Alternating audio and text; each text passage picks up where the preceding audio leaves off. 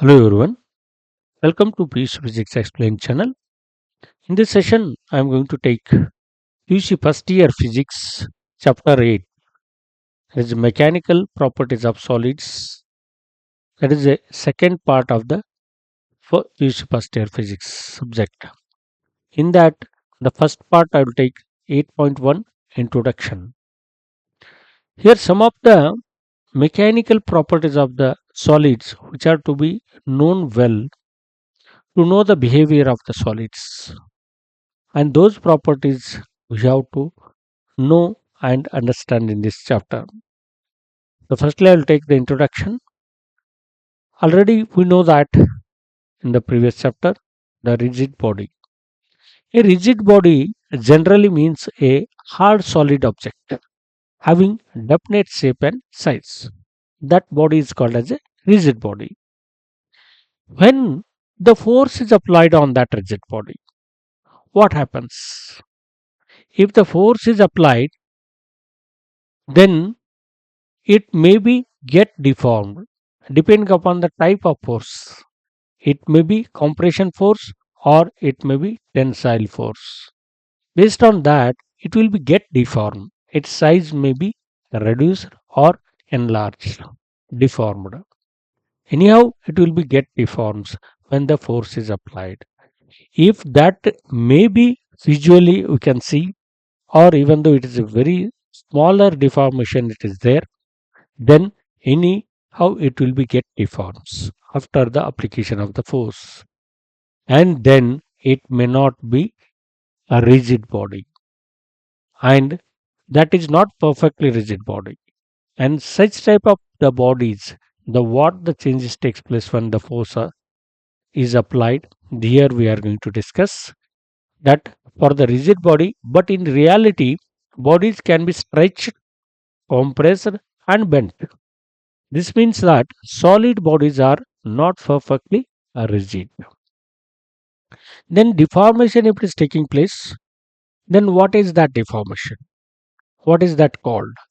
Okay, here we will discuss the property of a body by virtue of which it tends to regain its original size and shape when the applied force is removed, is known as elasticity, and the deformation caused is known as elastic deformation. And the force is applied, as we know that it can get deformed, and because of that the body is not perfectly rigid.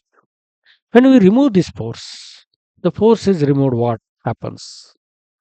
If the body is having the capacity to regain its original shape and size, for example here, if the compression force is applied, it will be get contract, and if this force is removed, the original shape it can take place. And if the tensile force is applied, that can deform, that is extend. Then when the force is removed, it can regain its original position once again. Similarly, for the spring we can see here, when this force by the weight is applied, that will be get deforms, okay, extends, and this weight is removed, the spring will be regains its original position. And that property of regaining its original position after removing the force is called as the elasticity, and that deformation is called as a elastic deformation. The material which will be deforms and regains their positions, those are called as a elastic materials. And this is about the elasticity and elastic deformation and elastic materials. Further moving, however, if we apply force to a lump of tea or a mud, they have no gross tendency to regain their previous shape, and they get permanently deformed. They get permanently deformed. The lump of putty or muddy we can see here, when the force is applied, those will be get deformed. That mud will be get deformed. And if you remove this force, then this mud will not regain its original position.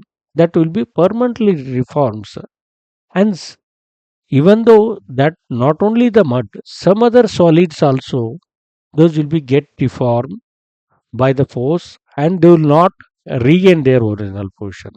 Such a substances we are going to call as a plastic materials, plastic substances. And the property of deformation permanently, that property of the material is called plasticity. And these are the ideal plastic materials. The lump of putty or a mud is ideal plastic material. Some other solid material which will permanently deform, those are also called as a plastic materials. Here we can see that is such substances are called plastic, and this property is called plasticity.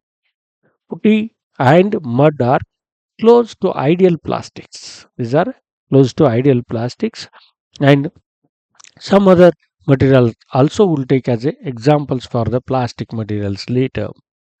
Then moving further, by considering these two properties, we'll see the first thing, the elastic behavior of the materials plays an important role in engineering design.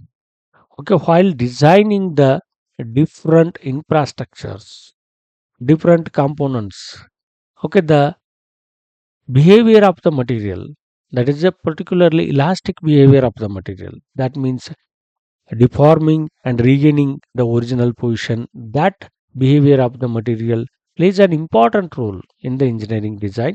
Example we'll take, while designing a building, knowledge of elastic properties of materials like steel, concrete, stone, bricks, etc. is important, is essential. That knowledge if we will have, then the design of the building can be carried out.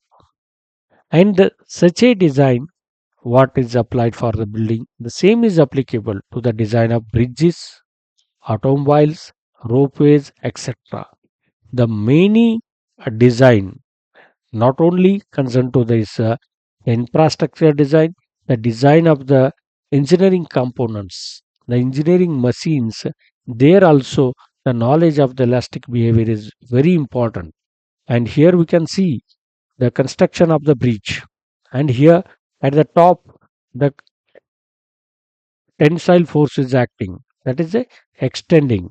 The force is acting. At the bottom, the compression force is acting. The bottom compression. Due to that, this material may get deformed. Okay, how much deforms that depends upon that material property. And here also get compressed. That compression deformation. Okay, that is also depends on that material. And knowledge of this one deformation with the tensile force and the compression force and the different deformations later we are going to say in this chapter. In this chapter we are going to discuss.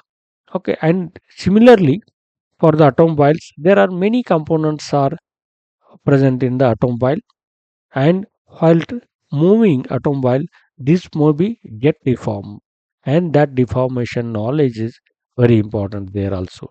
Similarly, rope weights, the rope will be get deforms, and that will carry the load.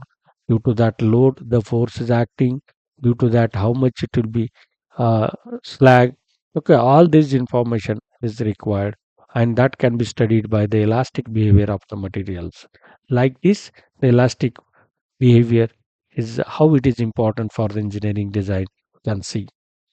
Further, there are some questions arises in the mind, and that is concerned to the engineering materials uh, properties.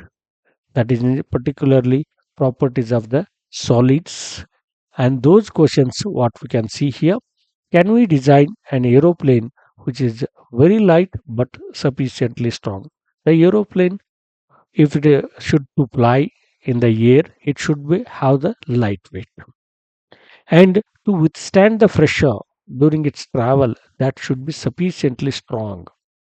Both the properties, lighter but sufficiently strong, that property we should know that one.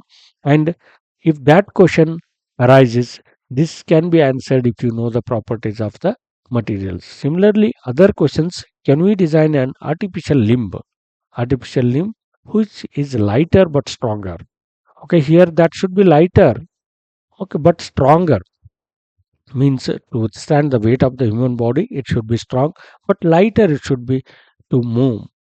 Okay, that should be the question arises. The third one, Why does a railway track have a particular shape like eye? The eye shape will be there. Railway track is eye shaped. You can see here.